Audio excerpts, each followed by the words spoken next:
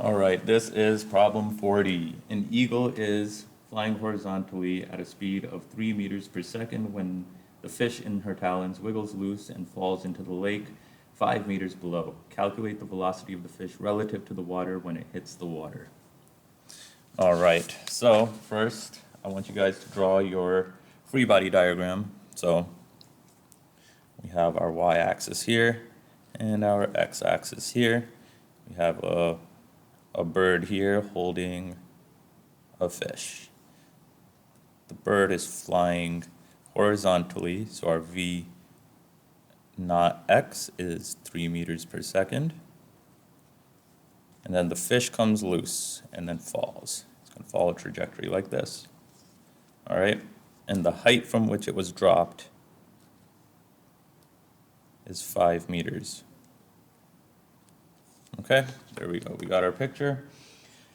So first, I want you guys to the best thing you guys can do is write your known variables. So we know our x naught is 3 meters per second.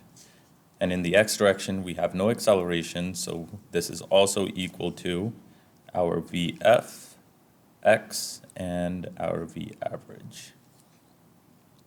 All right, and our acceleration, obviously, is 0 meters per second in the x direction. Now, that is all of those.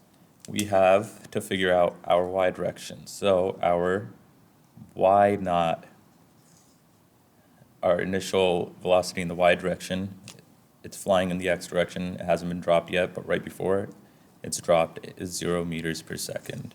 And it is accelerated in the y direction at an acceleration of negative 9.8 meters per second squared. What other information do we have about the y direction? We have our delta y. Delta y equals negative 5 meters.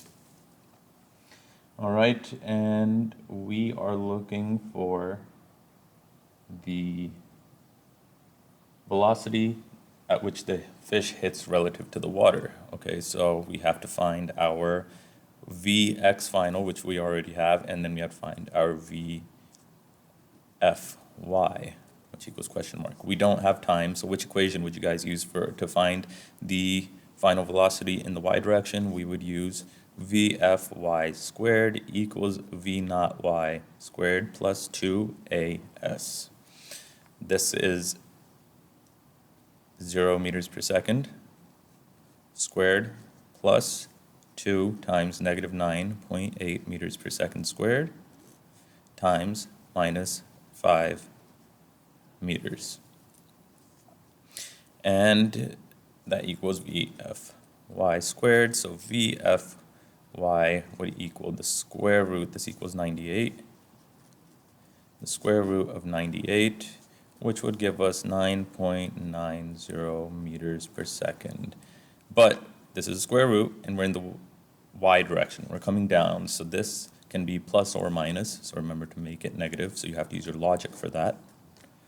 We get negative 9.9 meters per second in the y direction. Now all we have to do is figure out the resultant, right? So the V final is equal to square root of Vfx squared plus Vfy squared, which is the square root of 3 meters per second squared plus negative 9.9 meters per second squared.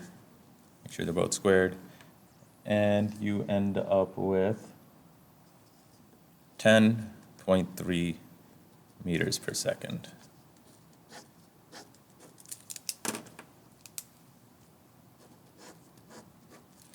All right, so when you guys are taking the exam, let me show you guys how exactly this would be graded. 1, the correct answer, so that's plus 2. Plus 2 for drawing your free body diagram and writing your variables. For picking the correct formula is plus 2, and doing the work properly, plus 2, 1, 2, and the variables are separate from the free body diagram. So you'll get 2 points for your free body diagram. All of them require it. 2 points for listing the correct variables. 2 points for selecting the correct equation.